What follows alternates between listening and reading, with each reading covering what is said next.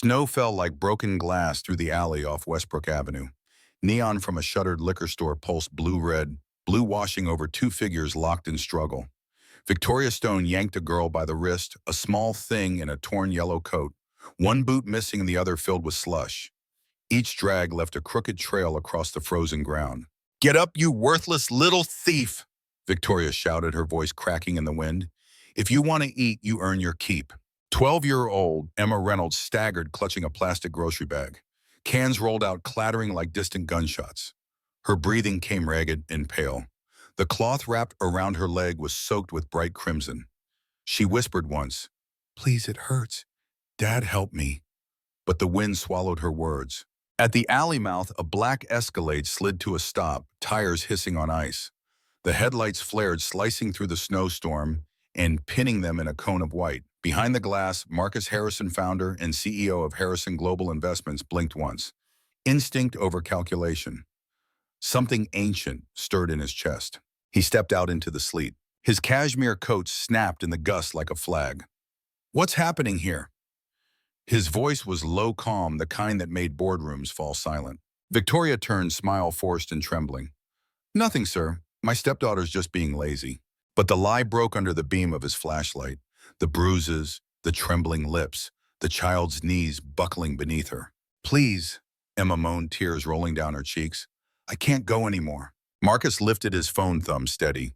"Dispatch, this is Harrison, child endangerment corner of Westbrook and 15th. Sirens rose in the distance, a single note threading through the storm. Victoria's face twisted. Emma's eyes met his, wide, gray, terrified. And for the first time since his son's death, Marcus felt something thaw inside the armor he'd worn for 5 long years. The storm hadn't stopped. It had simply brought him someone to save. The siren's echo bounced between the brick walls, a red pulse slicing the falling snow. Victoria's grip loosened when 2 patrol cars slid to a stop at the mouth of the alley. Doors slammed. The smell of exhaust and wet metal hung heavy in the air. Marcus didn't move. He stood between them. Between the woman's fury and the child's fear, his voice low but absolute. "Ma'am, step back." Victoria's words came fast, desperate. "You don't understand. She's my stepdaughter. She lies. She steals." The officer raised a hand. "We'll check the story." Flashlights swept the concrete, revealing scattered cans, a trail of blood diluted by melting snow. Emma stood motionless, clutching the shredded bag to her chest like a shield. Her lips were purple, her lashes crusted with ice. The wind pushed her hair across her face. She didn't brush it away. When the officer knelt to ask a question, she flinched, too used to pain arriving after voices. Marcus saw it, and something inside him cracked, quiet but final. He took off his coat, heavy wool dark navy, and wrapped it around her shoulders. It hung past her knees, swallowing her like safety itself. She blinked, stunned by the sudden warmth. "I've got her," Marcus said simply. He lifted the girl into his arms, her small fingers instinctively gripping his collar. For a heartbeat, their breath mingled, his steady, hers shallow.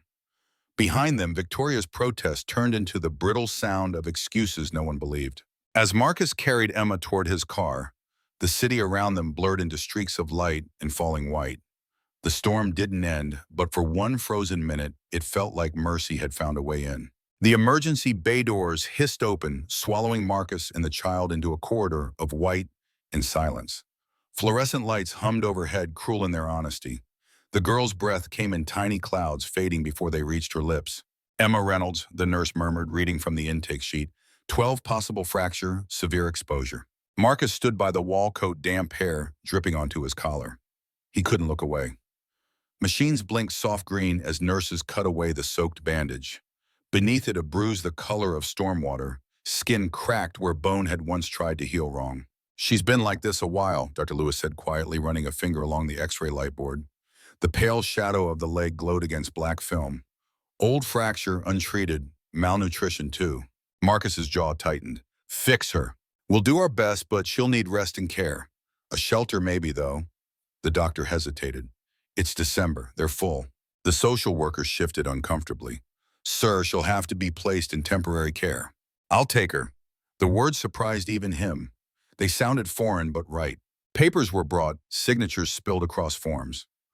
Marcus scrolled his name like a verdict. When it was done, the room fell still, again except for the steady rhythm of Emma's monitor, soft and stubborn. He stepped closer, watching her eyelids twitch beneath the faint light. The coat still wrapped around her shoulders, smelled faintly of cedar and rain. For the first time that night, she stirred, whispering through cracked lips, "It's warm." Marcus exhaled, slow, quiet, almost a prayer. In a city of steel and noise, one heartbeat had just chosen to stay. The Harrison mansion stood on the edge of the frozen lake, all glass and stone and silence. Snow glazed the windows, turning the rooms into lanterns of faint gold. Inside, every sound was magnified. The tick of the wall clock, the hush of the central heating, the sigh of a man who hadn't let anyone in for years. Marcus pushed the door open with his shoulder. Emma stirred in his arms, her small face buried against his coat. A faint trail of melted snow followed them across the marble floor.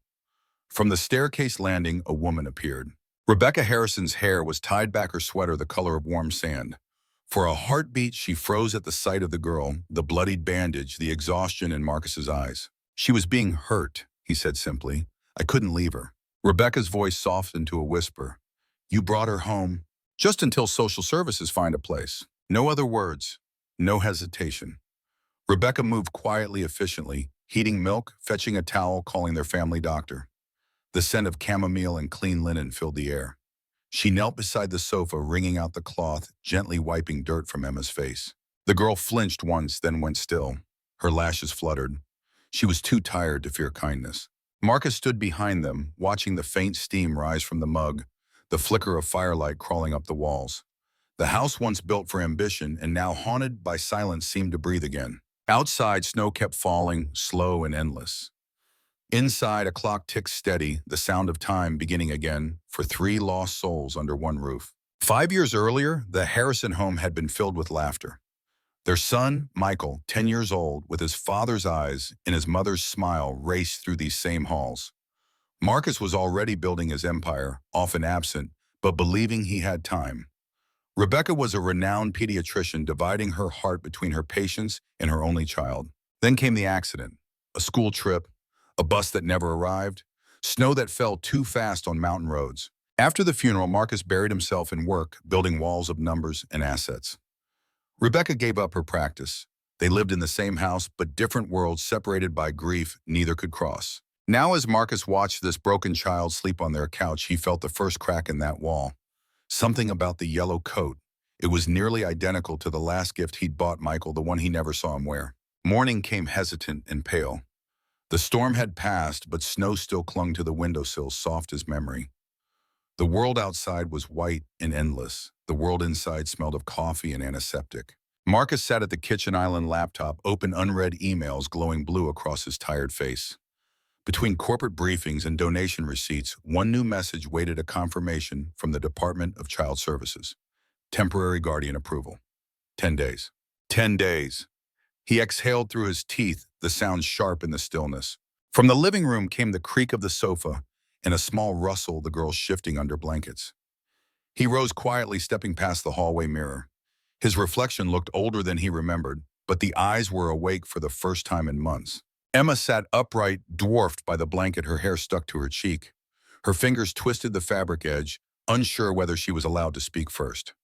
On the table beside her sat the half-empty glass of milk, from last night now layered with a thin skin of silence.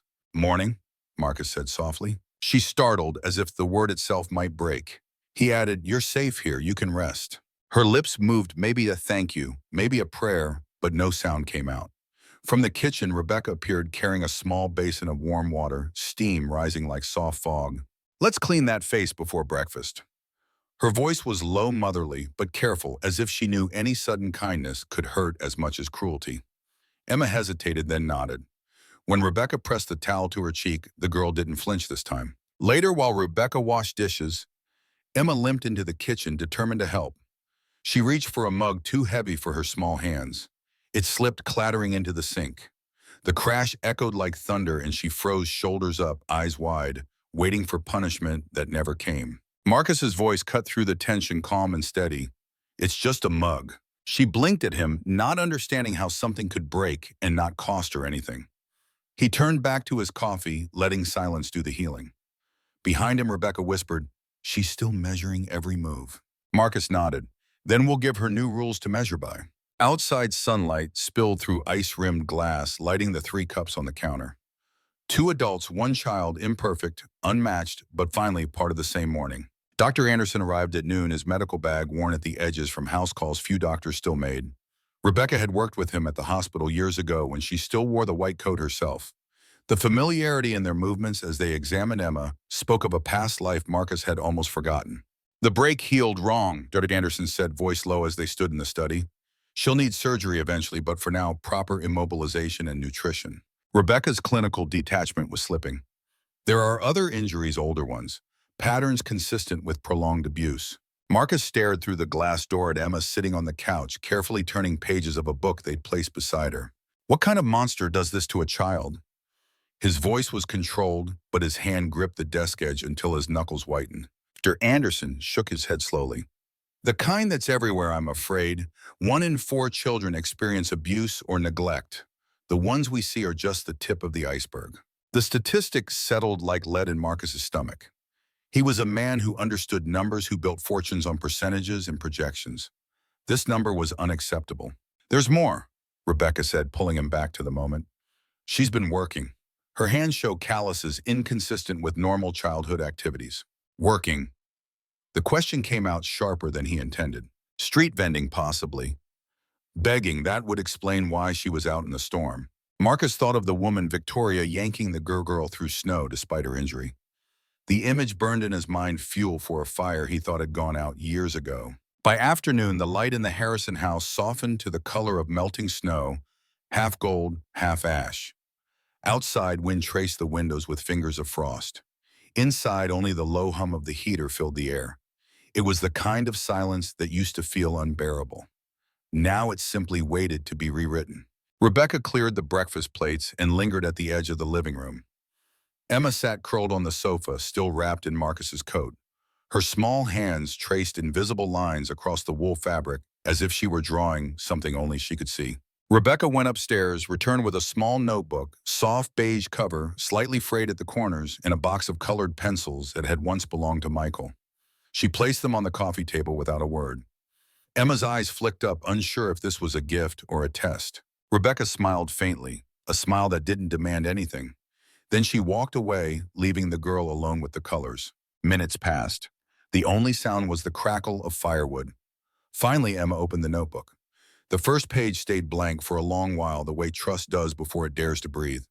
Then slowly she drew. A house under snow, a roof glowing red against the storm. 2 tall figures, 1 man, 1 woman, and a small girl on crutches standing between them. No words, just color pressed deep into paper until the pencil tips dulled. From the kitchen doorway, Rebecca watched quietly, one hand covering her mouth. When Emma set the pencil down, Rebecca crossed the room, replaced the dull set with a new box of crayons. "More colors," she said softly. "You might need them." The girl hesitated, then nodded once, almost invisible. But something flickered in her eyes, a tiny reflection of warmth. Marcus stood behind the glass door of his study, unseen, his reflection overlapping theirs. The woman who had lost her laughter, the child who had lost her voice. He watched as Emma shaded a sun above the house, bright yellow, cutting through the gray. Outside, snow kept falling slow and endless, but inside, a child's sketchbook had just learned the color of hope. On the 5th night, the screams began. Emma's voice, raw and terrified, tore through the darkness. Rebecca reached her first, finding the girl tangled in sheets, eyes open but unseeing. "The dark room," she sobbed. "Please, not the dark room again." Rebecca held her, rocking slightly, the motion returning from some maternal memory that grief had never erased. Marcus stood in the doorway, helpless against nightmares. This was Rebecca's domain, this comforting. He was just a witness. But when Emma's eyes finally focused and found him standing there, she whispered, "You won't send me back, will you?" The question hung in the air like frost. Marcus knelt beside the bed, his voice finding a gentleness he thought he'd forgotten. "No, not ever." The words were a promise he had no right to make. The temporary guardianship papers on his desk said 10 days. The system would eventually place her somewhere appropriate. But in that moment, watching her small shoulders relax, he knew he would fight whatever he had to. By morning, the nightmares were translated to paper. Emma's drawing showed a small closet barely large enough for a child to sit. No windows, no light, just darkness and the words "being bad" scrawled in the corner. "The dark room," Rebecca said, showing Marcus the drawing while Emma ate breakfast. "She mentioned it last night." Marcus studied the image, something cold and hard forming in his chest. A punishment. Victoria locked her in when she didn't bring home enough money. Rebecca's voice was clinical on the doctor and her trying to distance herself from the horror. That's what Emma told me this morning. She'd be sent out to beg or sell items, and if the quota wasn't met, the sentence didn't need finishing. Marcus had seen enough. He picked up his phone, calling the private investigator he kept on retainer. I need everything on Victoria Stone. Criminal record, finances, associates, everything. That afternoon, while Emma practiced her first steps with the crutches, Dr. Anderson had brought Marcus received the initial report. Victoria Stone, formerly Victoria Daniels, had a history of petty fraud, 2 previous marriages, to wealthy older men, and had served 6 months for check kiting 5 years ago. More disturbing were Emma's medical records. 3 emergency room visits in the past year, each with different explanations. Falling downstairs, bicycle accident, tripping on ice, each at a different hospital. Classic signs of abuse concealment. Marcus scrolled through bank statements the investigator had obtained. Money coming in regularly, child support and insurance payments for Emma, money going out to casinos, luxury purchases, and cosmetic procedures. She was using her, Marcus said that evening as he and Rebecca sat in the study long after Emma had gone to sleep. The girl was just income to her. Rebecca studied the hospital reports, her medical training, allowing her to read between the lines of the clinical notes. And Victoria made sure never to leave a trail at any one hospital. She knew exactly what she was doing. There's more, Marcus said, sliding a paper across the desk. James Reynolds, Emma's father. He's alive. Rebecca looked up sharply. But Emma thinks he's dead. Victoria told her he died in military service. He didn't. He's at St. Vincent Veterans Hospital. Terminal cancer, but very much alive. Does he know what's happening to his daughter? Marcus shook his head. I doubt it. According to these records, he's been in and out of treatment for 3 years. Deployed to Afghanistan injured, came home with stage 3 cancer. Victoria likely took Emma and disappeared once he became too sick to fight. Rebecca's hand tightened around the paper. She's been collecting his military benefits, his pension insurance, all while keeping them apart. The realization hung in the air between them, the depth of cruelty almost incomprehensible. We need to tell Emma, Rebecca finally said, and we need to take her to see him. Marcus nodded. Tomorrow. That night, as snow began again outside their window, Marcus sat at his desk long after midnight. The temporary guardianship form glowed on his laptop screen, the 10-day limit highlighted in yellow. 8 days left, technically. Then what? He thought of Emma's drawing the house under snow, the family she'd sketched standing together. He thought of her nightmares, the dark room, the years of pain hidden behind her quiet eyes. He thought of his son, of promises broken, of time wasted in boardrooms, while childhood slipped away unmeasured. His phone buzzed. An email from social services. They'd found a placement opening at Brighton Children's Home, available in 3 days. Marcus stared at the message, feeling something heavy and cold settle in his chest. 3 days. The system moving with mechanical efficiency, processing children like data points. He closed the laptop without responding, the room plunging into darkness except for the faint glow of snow outside. In the stillness, he made another decision, one that would change everything. He would not let her go, not back to Victoria, not to Brighton, not to anywhere she wasn't wanted and loved. Not this time. Rebecca found him there in the morning, still in his chair, eyes open and clear. One look at his face and she knew. You've decided, she said simply. Marcus nodded. Have you? Rebecca's answer was to place a star-shaped sticker on the refrigerator door. Gold against white. Beside it in chalk, she wrote, Yeon, day 1 of family. When Emma came downstairs for breakfast, moving carefully on her crutches, she stopped at the sight of the star. Her eyes widened, then filled with a cautious hope too fragile to name. Is that for me? She asked, the words barely a whisper. Rebecca knelt to her level. For every day you walk, you get one. When the fridge is covered in stars, we'll know how far you've come. Emma's smile, small but real, was the first genuine one they'd seen. It transformed her face, revealing the child beneath the fear. That morning, Emma took 10 steps with her crutches, each one marked by the soft thud against the hardwood floor. With each step, her confidence grew, a physical therapy session becoming a metaphor for something larger. At the end, Rebecca placed another gold star beside the first. Emma touched it gently as if it might disappear under her fingers. Tomorrow, she said, I'll try for 15. Marcus, watching from the doorway, felt something shift inside him. This small moment of determination reminded him so much of Michael. The way his son had approached every challenge, from math homework to climbing trees. That same quiet resolve. Later that day, as they prepared to visit James Reynolds, Marcus received another update from his investigator. Victoria Stone had been asking questions around the neighborhood. She knew Emma was with the Harrisons, and she wasn't happy. "She'll come for her," Marcus said to Rebecca as they waited for Emma to get dressed. "Not because she cares, but because Emma represents income." Rebecca's face hardened. "Let her try." The drive to St. Vincent Veterans Hospital was quiet. They'd explained to Emma that her father was alive but very ill. The girl had sat in stunned silence, then asked a single question. "Does he still want me?" The question had nearly broken Marcus. "Yes," he'd said firmly. "He never stopped wanting you." Now as they pulled into the hospital parking lot, Marcus could see Emma's hands trembling. Rebecca sat beside her in the back seat, holding those small fingers steady. "He's very sick, sweetheart," she explained again. "He may look different than you remember." Emma nodded, her face set in the determined expression they were beginning to recognize. "I don't care, I just want to see him." The hospital corridors stretched white and antiseptic. Emma's crutches made a rhythmic tap against the tile floor. When they reached room 417, she hesitated suddenly, afraid of what waited inside. Marcus knelt beside her. "I'll be right here, we both will." Emma took a deep breath and pushed the door open. James Reynolds lay propped against white pillows, his once powerful frame now skeletal.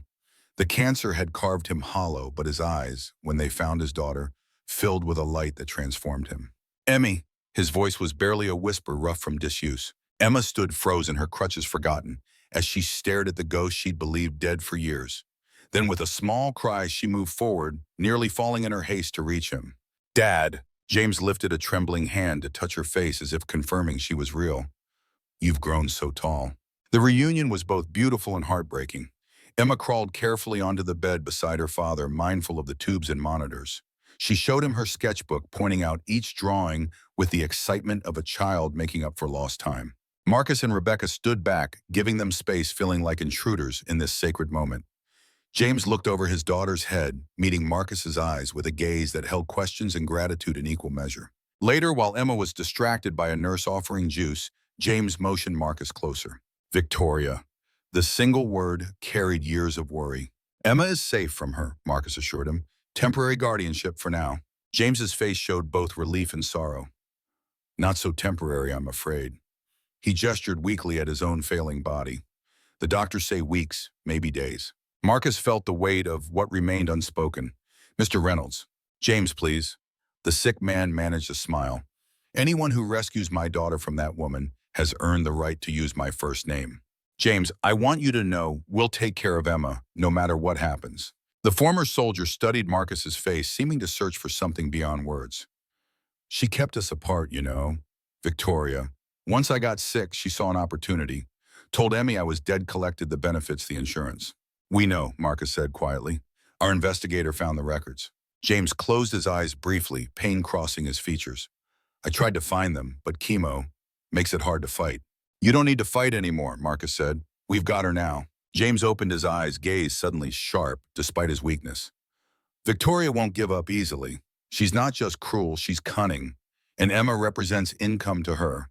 Let her try," Marcus repeated Rebecca's words, his voice carrying the quiet authority that had built his business empire. "I have resources she can't imagine." For the first time, a genuine smile touched James's pale lips. "I believe you do." He reached beneath his pillow with trembling fingers and withdrew a small USB drive. "This might help. I was a military intelligence officer before I got sick. Old habits, collecting information, insurance, I guess." Marcus took the drive, tucking it into his pocket. "Thank you." James's strength was clearly fading. "Bring her back tomorrow. I don't have many good days left." "Of course." As they prepared to leave, Emma clung to her father's hand, reluctant to break contact now that she'd found him again. "I'll come back tomorrow, Dad, I promise." James touched her cheek one last time. "I know you will, sunshine."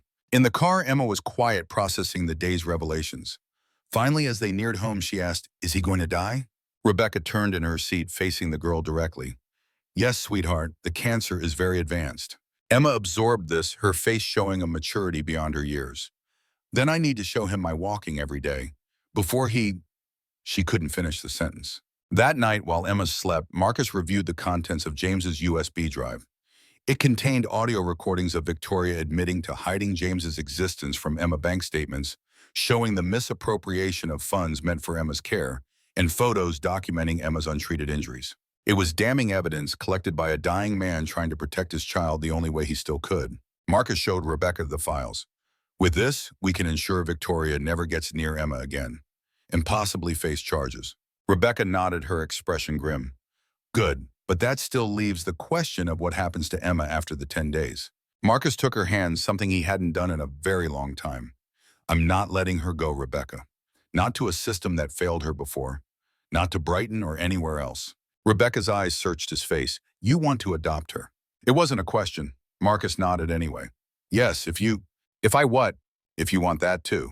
The moment stretched between them, years of silence and separate grief, suddenly bridged by this new possibility. She reminds you of Michael, Rebecca said quietly. Marcus felt the familiar pain at his son's name, but for once it came with something else. Not just loss, but remembrance. Not exactly, but she deserves what he had. A home, safety, people who love her. Rebecca's eyes filled with tears, but they weren't the tears of grief that had marked the last 5 years. I started to feel like a mother again today, watching her with those crutches, seeing her try so hard. Marcus squeezed her hand, then were agreed. Outside their window, snow continued to fall. Inside, for the first time in 5 years, the Harrisons made a decision as a family, rather than two separate souls haunting the same space. Tomorrow they would speak to James about permanent guardianship. Tomorrow they would begin the process to make Emma theirs legally. But in the quiet of their home, with gold stars shining on the refrigerator door, and a child sleeping safely upstairs, they had already become a family again. The clock struck midnight, 7 days left on the temporary guardianship. But now time had a different meaning. Now it marked not an ending, but a beginning. The calendar page on Marcus's desk had a new notation in Rebecca's handwriting. Day 1, family. The snow outside had turned to sleet, sharp and relentless, metallic as falling pins. Inside the hospital room at St. Vincent's, warmth fought to exist.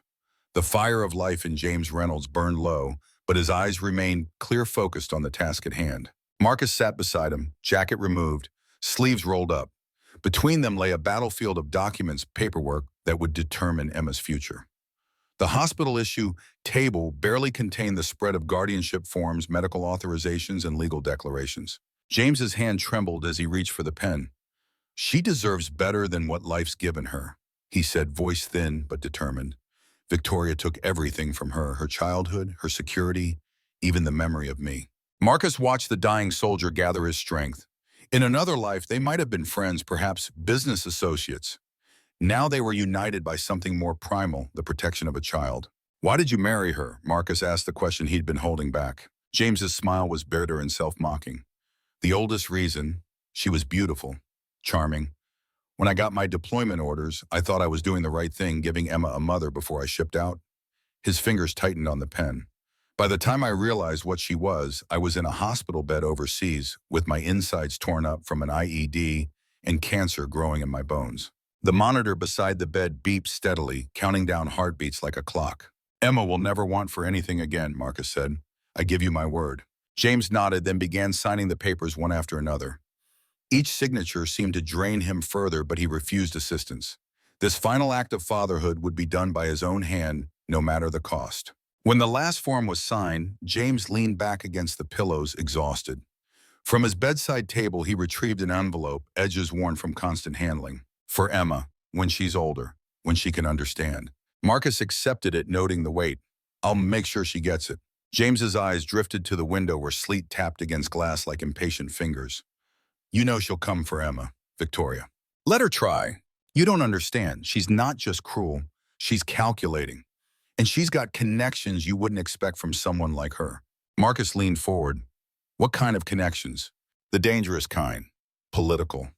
During my lucid days, I did some digging. She's been seeing someone powerful. A senator, I think. There were photos on her phone when she still visited. She thinks I was too doped up to notice, but intelligence officers notice everything.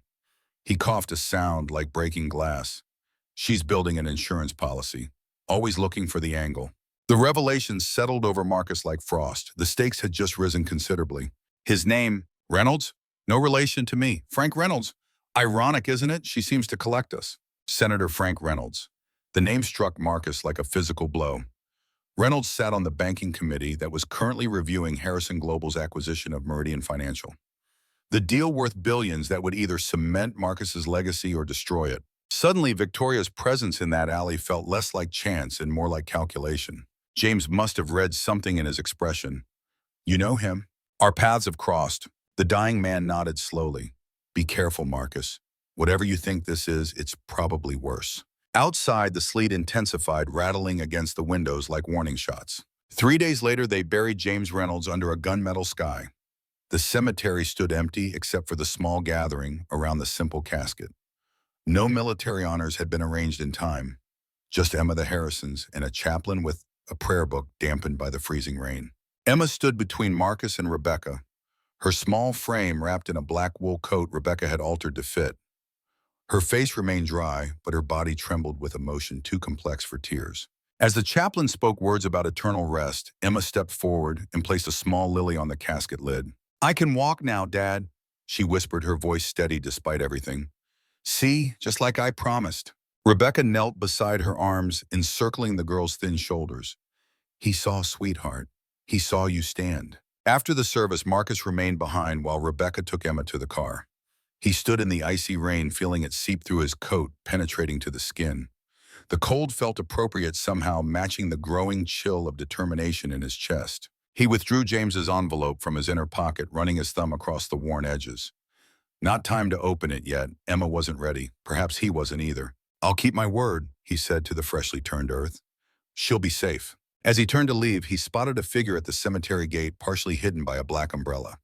The stance was unmistakable, even at this distance. Victoria Stone. She made no move to approach, simply observed like a predator assessing prey. Then she turned and disappeared into a waiting car. The message was clear. This wasn't over. It was barely beginning. The days that followed brought a fragile peace to the Harrison home. Emma continued her recovery, adding more gold stars to the refrigerator door with each small victory. Her nightmares came less frequently. She began to smile more easily, to speak without being spoken to first. Rebecca blossomed in her role as caregiver, her medical training now serving a purpose beyond memory. She helped Emma with physical therapy exercises, monitored her nutrition, tracked her healing with professional precision and maternal warmth. Marcus watched this transformation in his wife with a complex emotion he couldn't entirely name. Pride, perhaps, gratitude, and something else that felt dangerously like hope. He maintained his vigilance, however. The private investigator continued to monitor Victoria's movements. Security systems were upgraded. The legal team prepared for any challenge to their guardianship. The battle, when it came, arrived not with the expected legal papers, but through Marcus's computer screen. Harrison Tycoon rescues child heartwarming story, or calculated PR move. The headline blazed across his newsfeed, accompanied by a photo of him carrying Emma through the snow that night. The article painted him as a billionaire, using a child's misfortune to rehabilitate his image after recent corporate controversies. More stories followed, each more speculative than the last. Sources close to child's stepmother question Harrison's motives. Struggling mother fights billionaire for custody of daughter. Harrison Global stock rises after CEO's heroic act. Victoria had gone to the media, and the media, hungry for the David versus Goliath narrative, had feasted. Marcus closed his laptop, fighting the urge to smash it against the wall. This was only the opening salvo. Victoria was controlling the narrative, casting herself as the victim, the struggling single mother against the corporate titan. His phone rang. Daniel Graves, his attorney. I assume you've seen the news, Graves said without preamble. I have. She's filed for custody reinstatement. Claims you coerced her during a moment of crisis and that you're keeping her from her stepdaughter. That's absurd. It's also compelling theater. Billionaire versus working class mother. The media loves it. Graves paused. There's more. She's claiming you offered her money to give up Emma. The accusation hit like ice water. That never happened. I know that. But it's her word against yours, and she's already shaped public perception. We need to be careful how we respond. Marcus thought of Emma finally feeling safe, finally healing. What do you recommend? For now, no comment to the press. Let me handle the legal filings. And keep Emma away from cameras. Victoria wants to turn this into a spectacle. Don't give her the opportunity. After hanging up, Marcus stood at his study window watching Rebecca and Emma in the garden. They were planting something in pots by the kitchen door. Winter bulbs, perhaps. planning for spring while winter still held them in its grip. The scene was so peaceful, so normal, it made his chest ache. How quickly it could all be torn away. His phone buzzed with an incoming email. The investigator had sent his latest report. Victoria Stone had been seen entering Senator Reynolds' office building 3 times in the past week. The connections were solidifying. Marcus felt the pieces aligning into a pattern. His banking acquisition that Reynolds opposed. Emma's rescue that made headlines. Victoria's sudden media offensive. This wasn't just about Emma anymore, or even money. It was about power. Victoria had found herself a powerful ally with his own reasons to see Marcus Harrison falter. The storm was gathering. He needed to prepare. The television crews arrived the next morning, vans with satellite dishes parking just beyond the property line. Reporters stood in the falling snow, microphones raised as they recorded stand-ups with the Harrison mansion looming in the background. Emma watched from her bedroom window, face pale and frightened. "Why are they here? Did I do something wrong?" Rebecca sat beside her on the window seat, arm around her shoulders. "No, sweetheart, you've done nothing wrong. They're just interested in our family because Marcus is well known." The explanation felt inadequate, but how could they explain the full ugly truth to a child that her stepmother was using her as a pawn in a game of vengeance and greed? That powerful men were willing to exploit a 12-year-old's trauma for political advantage. "Will Victoria take me away?" Emma's voice was small, but the question filled the room. Rebecca pulled her closer. "No, we won't let that happen." Marcus stood in the doorway, witnessing the exchange. His voice, when he spoke, carried the quiet certainty that had built empires. "Emma, look at me." He waited until those gray eyes met his. "I made a promise to your father. I'm making the same promise to you now. No one will take you from this home against your will. Not Victoria, not anyone." Emma studied his face, searching for the truth as only children can with piercing clarity. Whatever she saw there must have reassured her, because she nodded once, shoulders relaxing slightly. "I believe you," she said simply. The words struck Marcus with unexpected force. Trust freely given was perhaps the most valuable thing he'd received in years. That evening, as snow continued to fall, transforming the media encampment into a winter tableau, Marcus received the call he had been dreading. "Turn on Channel 7, Graves said without greeting. Marcus activated the study television to find Victoria Stone seated across from a sympathetic interviewer, perfectly presented in modest clothing, eyes brimming with unshed tears. "She took my stepdaughter from me during a moment of crisis," Victoria was saying, voice catching and artfully. "Any mother would discipline a child who stays out past dark." Emma had been rebellious that day, and Mr. Harrison misinterpreted a family matter as something sinister.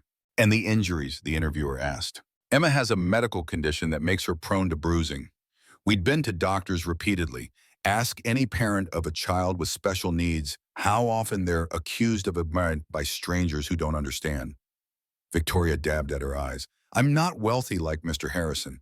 I can't afford the best specialists or private care. I did my best with what I had." The performance was masterful, Marcus had to admit. Every accusation preemptively addressed, every difficult question turned into evidence of her struggle against impossible odds. Then came the knife twist. "I have to wonder," Victoria continued, "why a man like Marcus Harrison, who barely had time for his own son before the tragic accident, suddenly wants to play father to my stepdaughter. Is it guilt? Is it an attempt to repair his public image after the controversy surrounding his business practices? Or is it something more troubling?" The interviewer leaned forward. "What are you suggesting, Ms. Stone?" Victoria looked directly into the camera, all vulnerability replaced with steely determination. "I'm suggesting that the courts take a very close look at why a man with no connection to my family has taken such an intense interest in a 12-year-old girl. As a mother, I have to consider all possibilities, no matter how disturbing." The insinuation hung in the air, too awful to name directly, but impossible to miss. Marcus shut off the television, the remote cracking in his grip. It was a declaration of war. Victoria had just ensured that even if Marcus won in court, his reputation might never recover from the whispered accusations.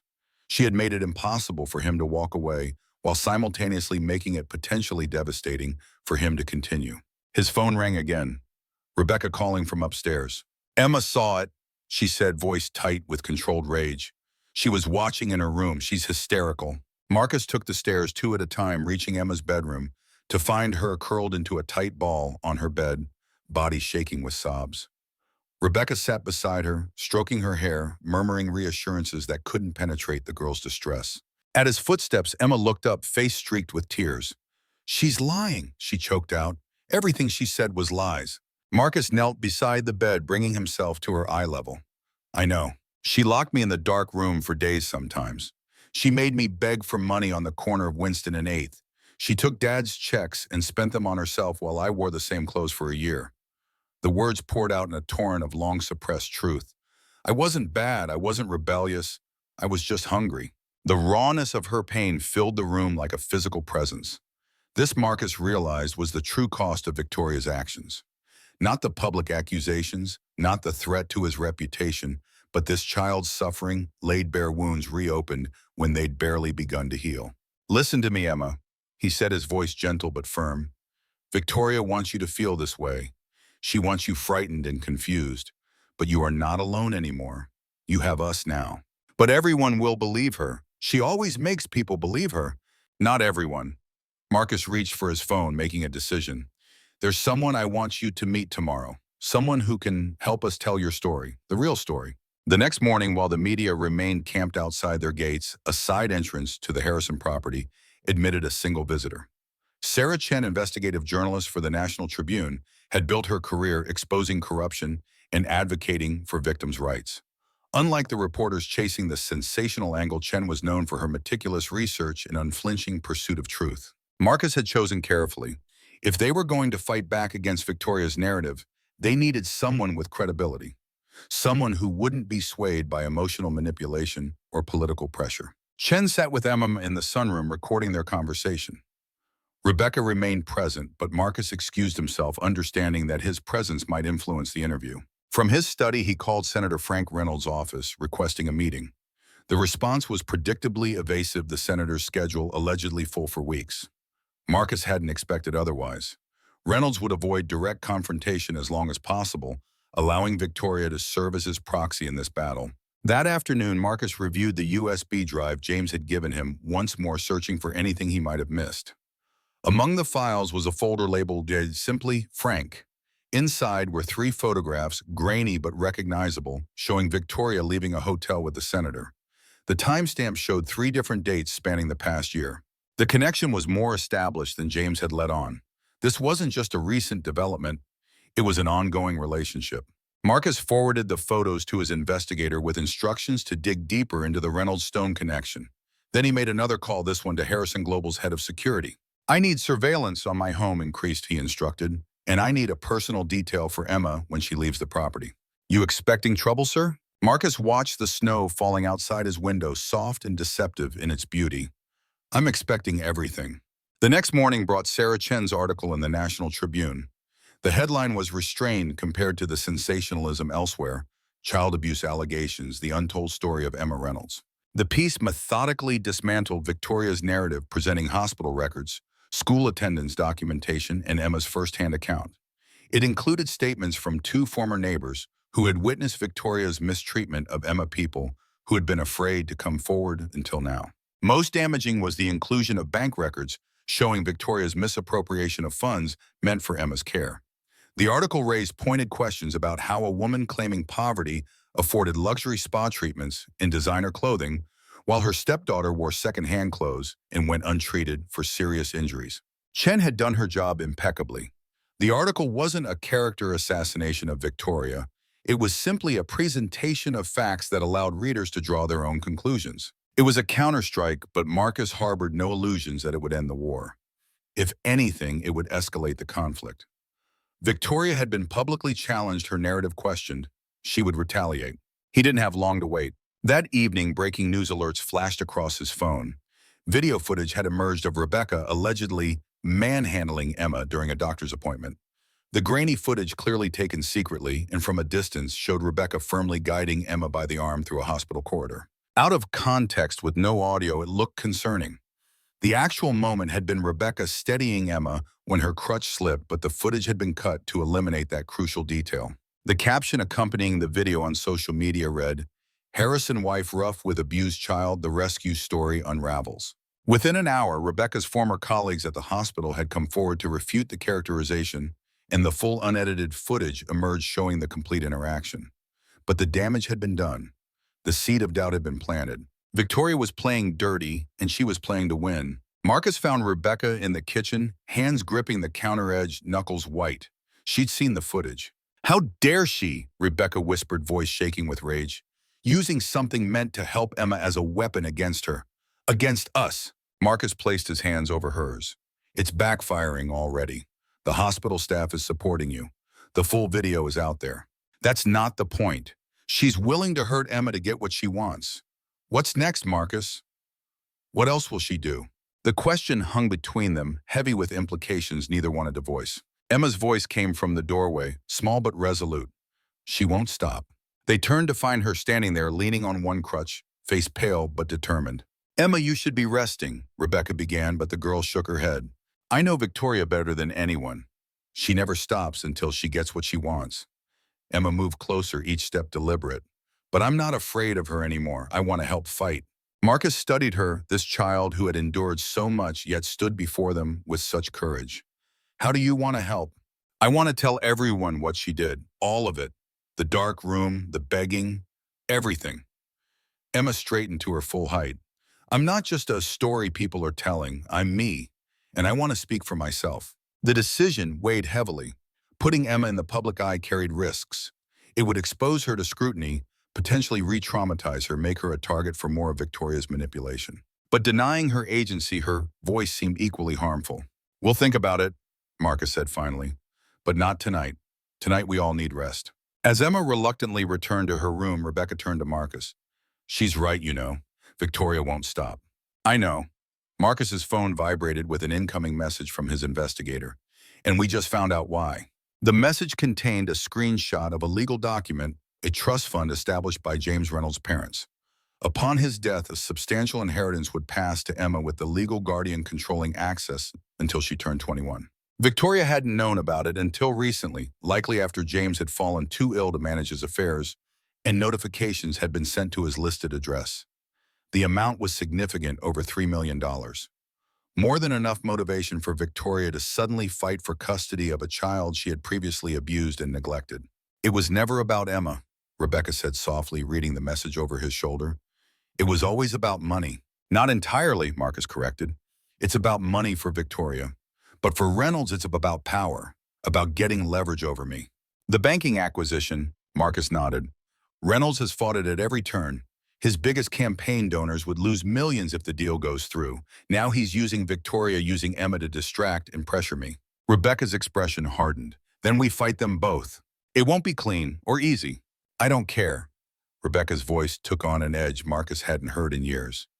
"That little girl upstairs has been used as a pawn her entire life. It stops now." As they spoke, another email arrived.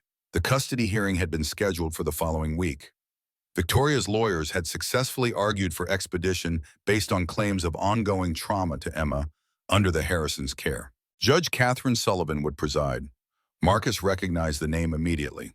Sullivan had a reputation for being thorough, impartial, and completely immune to outside influence. She was neither a benefit nor a hindrance. She would simply follow the law and the evidence, which meant they needed to ensure the evidence was overwhelming. The days leading up to the hearing passed in a blur of preparation. Legal documents were gathered, witnesses prepared, Emma's medical records organized chronologically to show the pattern of abuse under Victoria's care and improvement under the Harrisons. Throughout it all, Emma continued her physical therapy, adding more gold stars to the refrigerator door. She worked with a child psychologist to prepare for possibly testifying, learning techniques to stay calm under questioning. The night before the hearing, a new development broke. The National Tribune published another piece by Sarah Chen, this one exposing Senator Reynolds' connection to Victoria Stone. The article detailed their meetings, included the photos from James's USB drive, and raised questions about the senator's interest in a custody battle involving a CEO whose business dealings he was actively opposing in the Senate. The political dimension of the case was now public knowledge. Senator Reynolds' office issued an immediate denial, claiming he barely knew Ms. Stone and had only met with her as a constituent concerned about a child welfare case. The statement rang hollow against the photographic evidence and witness statements Chen had compiled. As Marcus read the article, his phone rang. The caller ID showed a number he didn't recognize. "Harrison," he answered. "Mr. Harrison?" The voice was female, professional. "My name is Meredith Walters. Until yesterday, I was Senator Frank Reynolds' executive assistant. Marcus sat up straighter. Go on. I left his employ due to ethical concerns regarding his involvement with Victoria Stone. I have documentation of their communications regarding your family and Emma Reynolds. Documentation I believe would interest you before tomorrow's hearing. Why are you coming to me with this? There was a pause on the line. Because I have a daughter too, Mr. Harrison, and what they're doing to that little girl is unconscionable. Marcus arranged to meet Walters at his attorney's office within the hour. Before leaving, he looked in on Emma, finding her asleep with her sketchbook open beside her. The page showed a new drawing, a courtroom with Emma standing tall in the center, surrounded by Marcus, Rebecca, and a ghostly figure he recognized as James. In the corner, almost as an afterthought, was a small, dark shape meant to be Victoria, diminished and powerless. It was how Emma envisioned tomorrow. Not a trauma to be endured, but a battle to be won. Her battle with them beside her. Marcus gently closed the sketchbook and tucked the blanket around her shoulders. Then he left to gather the final pieces of armor for the war ahead. The courthouse rose like a monument of pale stone against the morning sky, columns and steps designed to inspire awe and respect for the law. Snow had given way to cold sunshine, bright but offering no warmth. Media crews lined the approach, held back by barricades and police. Cameras tracked Marcus, Rebecca, and Emma as they ascended the steps, a family united against the storm. Emma walked between them, her crutches exchanged for a walking cast, her chin high despite the fear Marcus could feel in her tight grip on his hand. She wore a simple blue dress Rebecca had chosen, dignified, without being pretentious. Her hair was brushed smooth, tied back with a ribbon that matched her eyes. Inside, the marble floors echoed with their footsteps as they followed Graves to the assigned courtroom. Victoria and her legal team were already present, seated at the left table. She wore a conservative gray suit, her makeup subtle, her expression composed in a mask of maternal concern. Marcus caught her eye as they entered. For a brief moment, the mask slipped, revealing the cold calculation beneath. Then it was back in place as she turned to whisper something to her attorney. Judge Sullivan entered, a silver-haired woman with piercing eyes that seemed to evaluate everything they touched. The courtroom rose, then settled as she took her seat. In the matter of custody for minor Emma Reynolds, she began, voice clear and firm, I'll remind everyone that this court's sole interest is the welfare of the child. Media narratives, public relations concerns, and adult egos have no place in these proceedings. Her gaze swept the room, lingering on both Victoria and Marcus, as if to underscore her point. Ms. Stone, as the petitioner seeking to overturn the current guardianship arrangement, you and your counsel will present first. Mr. Harrison, you will respond. I expect facts, not emotions. Evidence, not accusations. Is that understood? Both parties nodded. Victoria's attorney rose, a tall man with practiced sincerity.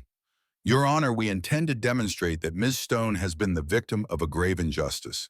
A moment of normal parental discipline was misinterpreted by Mr. Harrison, leading to the forcible separation of a child from her loving stepmother. As he continued outlining their case, Marcus felt Emma's hand tighten around his. He squeezed back gently, a silent promise. They had prepared for this. They had the truth on their side. And now, thanks to Meredith Walters, they had something Victoria and Senator Reynolds never expected: proof of their conspiracy. The battle for Emma's future was about to begin in earnest. The courtroom air hung heavy with tension, each breath weighted with consequence. Judge Catherine Sullivan's chambers had witnessed countless human dramas, but few with stakes as personal as the battle for Emma Reynolds. Victoria Stone's attorney continued his opening statement, his voice a practiced instrument, playing all the right notes of outrage and concern. Ms. Stone has been a dedicated stepmother to Emma during the most difficult circumstances, a widow struggling to make ends meet after her husband's military service left her alone to raise his child. He gestured toward Victoria, who dabbed at her eyes with a tissue. Now she finds herself fighting a billionaire who can afford the best lawyers, the best public relations, the best of everything. Marcus sat motionless, his expression revealing nothing. Beside him, Rebecca's hand found his beneath the table, a silent anchor. We will demonstrate, the attorney continued, that Mr. Harrison has used his considerable resources not to help a child in need, but to satisfy his own agenda. An agenda that aligns suspiciously well with his business interests and his personal need to rehabilitate his image after his failures as a father to his own son. At this, Marcus felt Emma stiffen beside him. He squeezed her hand, gently steadying her. Judge Sullivan's gaze remained impassive. Proceed with your first witness, counselor. Victoria took the stand, sworn in with hand on Bible, her expression a masterpiece of wounded dignity. Under her attorney's questioning, she painted herself as a devoted stepmother, blindsided by tragedy. First her husband's deployment, then his illness, finally left alone with a troubled stepdaughter and limited resources. Emma has special needs, Victoria explained, voice trembling perfectly. She's prone to self-harm when upset. The injuries Mr. Harrison saw that night were self-inflicted after I had disciplined her for staying out past dark. I was taking her to urgent care when he interfered. Emma's fingernails dug into Marcus's palm, but her face remained calm as they'd practiced. Let the lies accumulate. Let Victoria build her house of cards. And your relationship with Senator Frank Reynolds, Victoria's attorney asked. The senator is a family friend who has kindly taken an interest in Emma's welfare. Any suggestion of impropriety is simply another attempt by Mr. Harrison to distract from his actions. The morning continued with Victoria's carefully selected witnesses.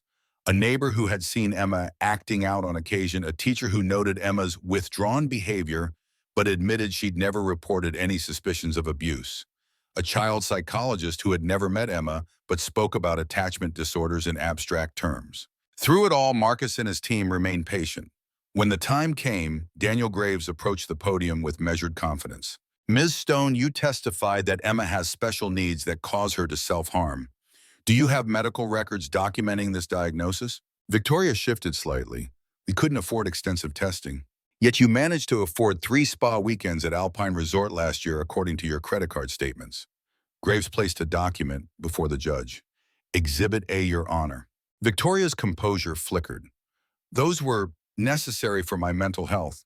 Caring for Emma is stressful. I see. And was purchasing a Louis Vuitton handbag also necessary for your mental health while Emma wore second-hand clothes? Objection. Victoria's attorney rose. Relevance. I'm establishing a pattern of financial priorities, Your Honor. Graves responded calmly. Judge Sullivan nodded. Overruled. The witness will answer. Victoria's mask slipped further. I'm entitled to occasional personal items. Of course, Graves agreed smoothly. Now regarding James Reynolds' military benefits and insurance payments designated for Emma's care, totaling approximately $4,200 monthly. Can you explain how this money was spent? By the time Graves finished his cross-examination, Victoria's carefully constructed narrative had begun to unravel.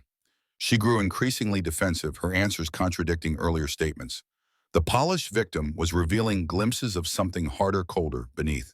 After a brief recess, Marcus's team presented their case, beginning with Dr. Lewis, who detailed Emma's injuries the night she was brought to the emergency room. These wounds were consistent with prolonged abuse, not self-harm, he testified, pointing to medical imaging. The fracture had begun healing incorrectly weeks before, indicating lack of medical attention. Furthermore, her malnutrition suggested long-term neglect. Rebecca followed her testimony, combining professional medical knowledge with personal observations of Emma's recovery. She described the nightmares, the flinching at sudden movements, the behavioral patterns typical of abuse survivors. Throughout, Victoria sat with manufactured calm, occasionally whispering to her attorney. But Marcus could see the calculation in her eyes, already planning her next move. This battle was far from over. The first day of proceedings ended with both sides making their initial cases. As they left the courtroom, reporters shouted questions, cameras flashed like lightning. Marcus kept Emma close, shielding her from the worst of it. In the car, Emma finally spoke. She was lying about everything. We know, sweetheart, Rebecca assured her. The judge will see that too. Emma looked unconvinced. Victoria always gets people to believe her. Always. Marcus turned in his seat to face her. Not this time. Tomorrow we have something she doesn't expect. That night, as snow began again, outside their windows, Marcus reviewed the evidence provided by Meredith Walters. Emails between Senator Reynolds and Victoria dating back months discussing Marcus's acquisition deal and how to apply pressure through Emma's situation. The smoking gun was a message from Reynolds. Once custody is secured, the trust fund access will provide leverage to force Harrison to back off the Meridian deal. The child is our pressure point. It was cynical, calculating, and completely damning. Marcus sealed the documents in a folder for Graves. Tomorrow would bring either justice or disaster. Either way, Emma's future hung in the balance. The second day dawned clear and cold sunlight refracting through ice crystals in the air.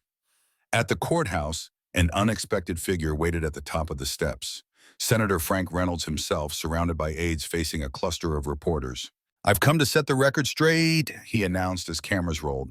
I categorically deny any improper relationship with Victoria Stone or any involvement in this custody matter beyond normal constituent services. Marcus guided Emma and Rebecca past the impromptu press conference, noting the senator's eyes following them cold with calculation beneath his media smile. Inside, Judge Sullivan called the court to order with characteristic efficiency.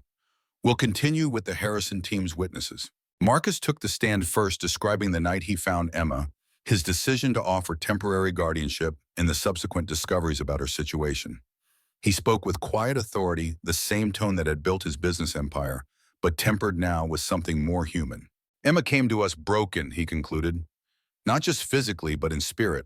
In our home, we've watched her begin to heal, to trust again, to believe in her own worth. Taking her away now would destroy that progress.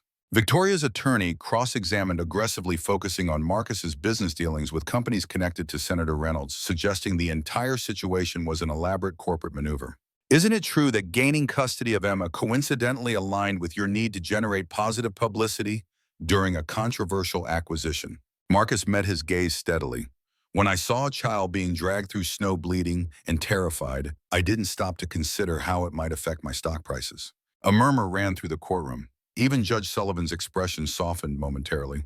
After Marcus, their child psychologist, testified about Emma's progress, the social worker detailed Victoria's unsuitable living conditions, and finally Graves called their surprise witness.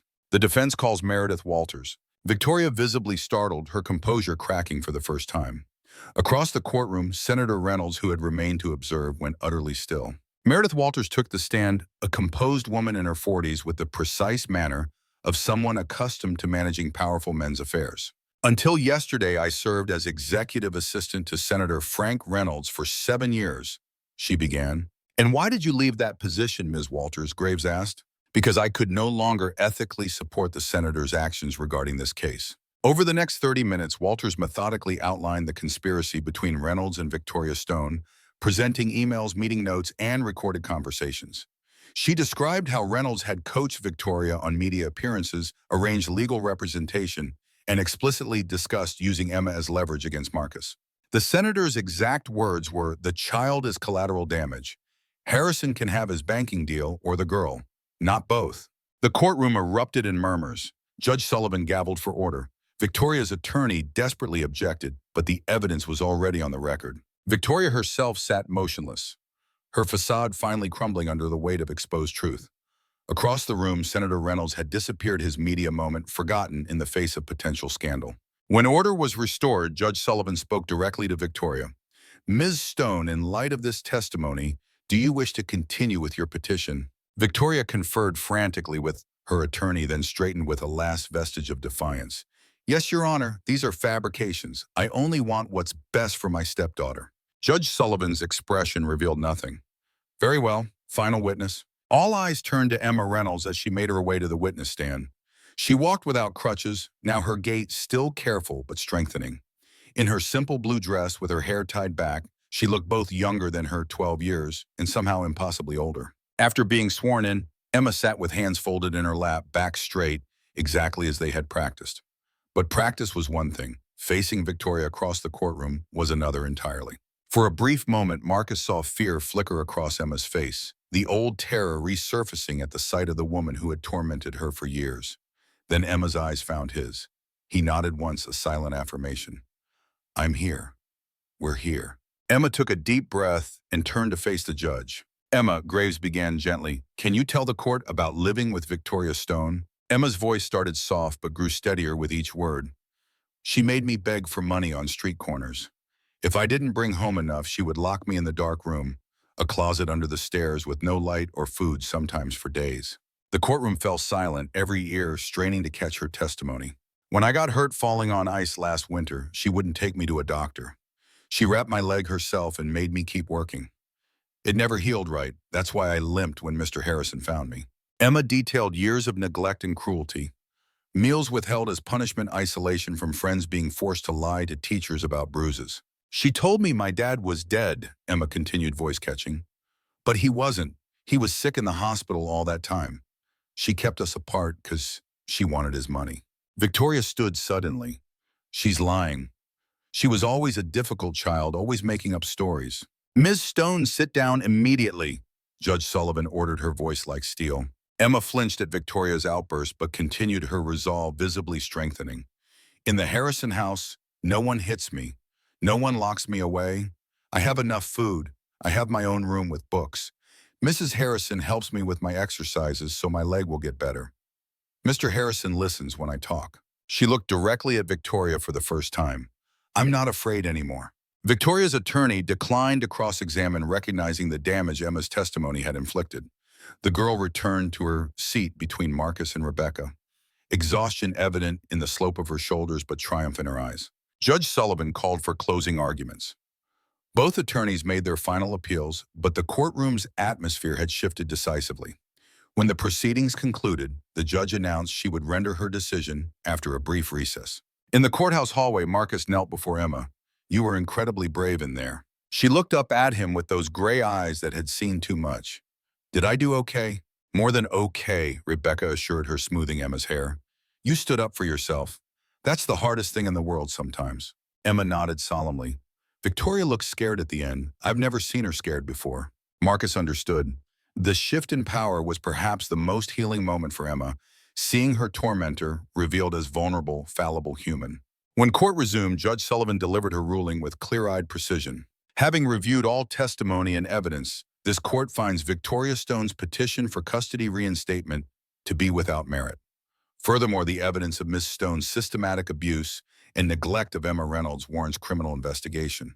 Victoria sat frozen, disbelief etched across her features. Permanent legal guardianship of Emma Reynolds is hereby granted to Marcus and Rebecca Harrison, with all rights and responsibilities thereof. The judge looked directly at Emma. This court believes this arrangement serves your best interests, young lady. Emma's smile bloomed slowly like the first flower after winter. Ms. Stone, Judge Sullivan continued, you are ordered to have no contact with Emma Reynolds pending criminal investigation. Additionally, evidence of conspiracy involving Senator Frank Reynolds will be forwarded to the appropriate authorities. She brought down her gavel with finality. Court is adjourned.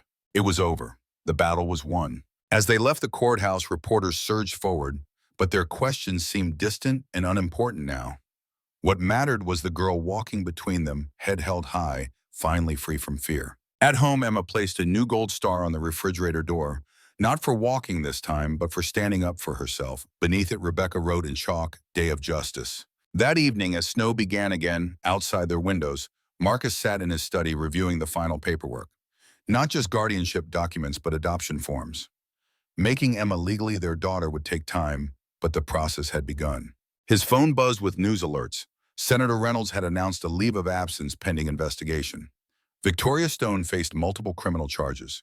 The media narrative had shifted completely, no longer the billionaire versus the struggling mother, but the exposure of corruption and exploitation of a child. Marcus closed his laptop. None of it mattered now compared to the quiet sounds of home around him. Rebecca helping Emma with homework at the kitchen table, their voices occasionally rising in laughter. The house, once hollow with grief, now filled with life again. He joined them, watching as Emma worked through math problems with determined concentration. She looked up as he entered, her smile easy, now unguarded. Mr. Harrison, she began, then hesitated. Is it okay if I call you something else, now that it's permanent? Marcus felt something shift in his chest, a door opening to a room he'd thought forever closed. What would you like to call me? Emma studied his face carefully. Dad? Or is that not right because of Michael? The name of his son, spoken in this context, should have been painful. Instead, it felt like completion of a circle. I think, Marcus said slowly, finding the words as he went, that Michael would have been proud to share that title. I would be honored. That night, after Emma had gone to bed, Marcus and Rebecca stood at the window watching snow transform their world into clean whiteness. What happens now? Rebecca asked softly. After all the drama, all the fighting, what does normal look like for us? Marcus considered the question. 5 weeks ago, he had been a man entombed in work and grief. His marriage a hollow shell, his home an empty monument to what he'd lost. Now everything had changed, not because the past had been erased, but because the future had been reclaimed. I don't know exactly, he admitted, but I think we'll figure it out together. Rebecca's hand found his fingers interlacing. Together, she agreed. That's a start. 2 years passed like pages turning in a well-loved book each season, bringing its own chapter in the story of their rebuilt family. Emma's recovery continued physically and emotionally. The walking cast gave way to occasional physical therapy, then to complete healing.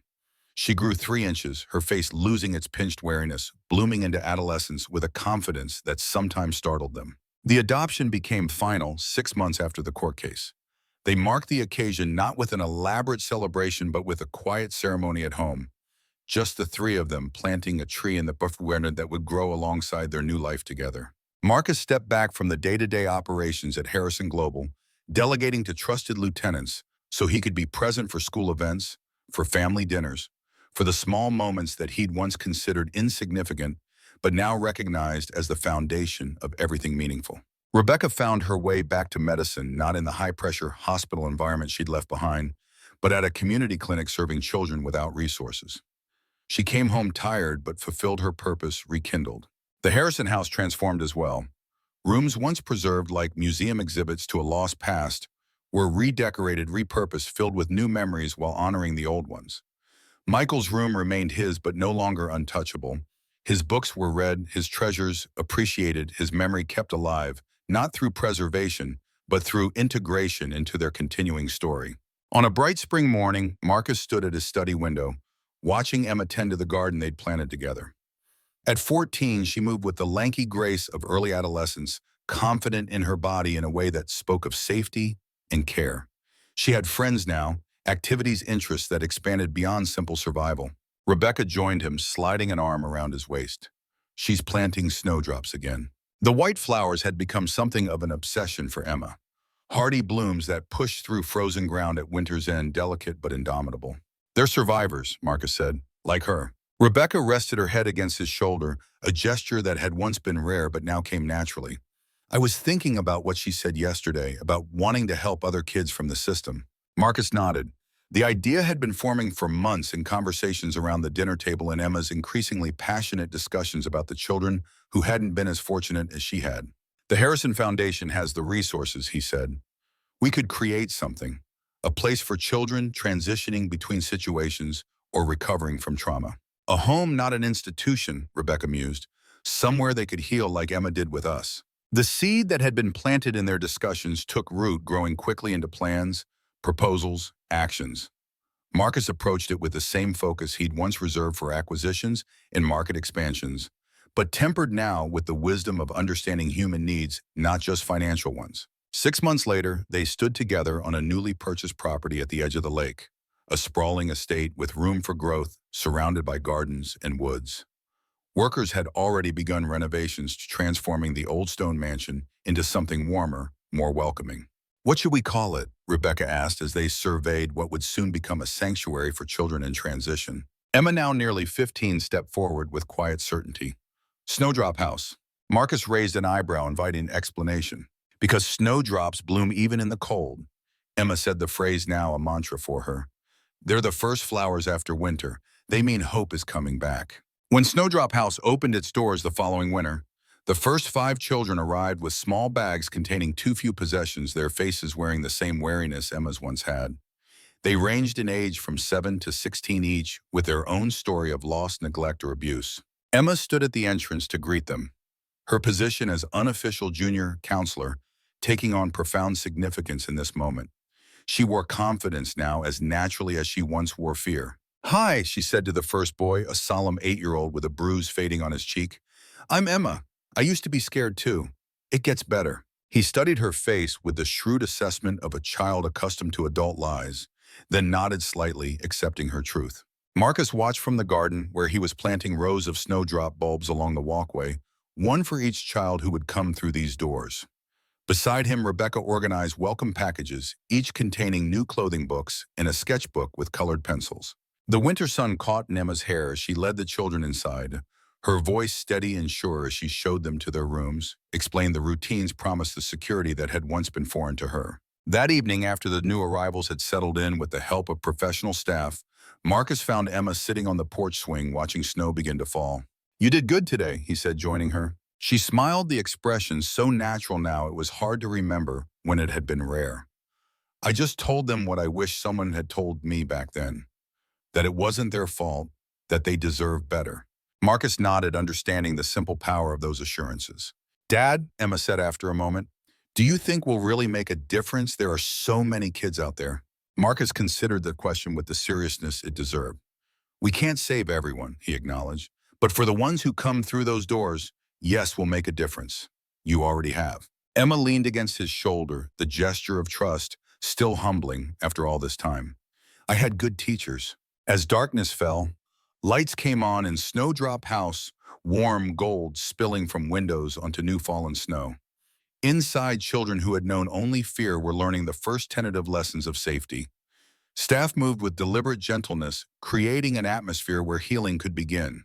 From the porch, Marcus and Emma watched a young girl approach one of the snowdrop plantings, curiosity evident in her posture. "What's this?" they heard her ask Rebecca, who had joined her. "Snowdrops," Rebecca explained, kneeling beside her arm. "They'll bloom in late winter when everything else still looks dead." How, the child asked, genuine wonder breaking through her habitual caution. How do they know when to grow? Rebecca smiled, her answer carrying clearly through the still evening air. They have everything they need inside them. They just wait for the right conditions to bloom. The girl considered the small fingers gently touching the earth where the bulbs lay dormant.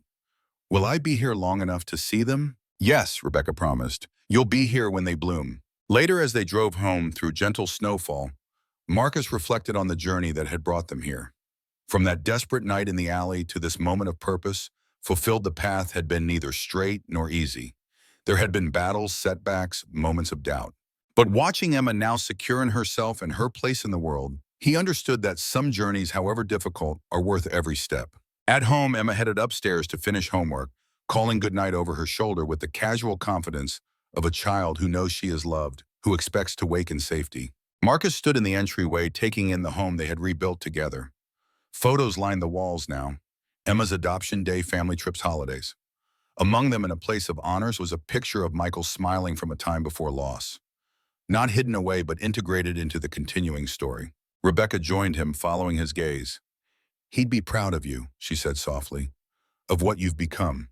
Marcus nodded, accepting the truth of it. The man who had once built empires of steel and glass had learned to build something far more valuable. A family forged in adversity, strengthened by love. Outside, snow continued to fall, covering the world in clean whiteness. Beneath that blanket, invisible but certain snowdrops waited for their moment to rise, to testify that even the deepest winter eventually yields a spring. Some men built monuments to power and wealth. Marcus Harrison had built a different legacy, a home where broken hearts found healing, a foundation that offered second chances, a family that proved love could blossom even after the harshest storms. And in that, he had found his own redemption.